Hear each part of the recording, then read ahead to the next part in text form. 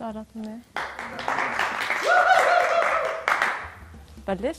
كاسيستنت دايركتور لمسرحيه إلك خيي وكبسيكولوج كلينيسيان في كثير اشياء عم نطلب بهالمسرحيه، اولهم واهمهم انه هالمسرحيه بتحكي عن 4 اب، بتتناول المسرحيه هالموضوع بطريقه مباشره بس بنفس الوقت كثير بتعبر عن كثير اشياء على شؤون اللبنانيه، في كثير ايموشنز، في رو ايموشنز، الايموشنز مثل ما هن محطوطين على المسرح، الممثلين عم يلعبوا دور رائع بكيف عم بيوصلوا المشاعر، اوقات الاشخاص ممكن ما يكون عندها الكلمات لحتى تقدر تعبر عن الشيء اللي قطعت فيه، فهالمسرحيه هيك مساحه لحتى يمكن يشوفوا انه في حدا عبر عن اللي هن عاشوه. في كمان قصه العلقه اللي هي علقه بالاسانسير، هيدي صوره عن علقه اكبر اللي هي في علقه بين اذا منفل او منضل بلبنان. كمان كثير كان في شيء بيرسونال مني كأميرة عم بيكون بهالمسرحيه، كثير هيك معمول افيك بوكو دو سنسيبيليتي، كثير في مشاعر واحساس، وكنت دائما اقول لريتا انه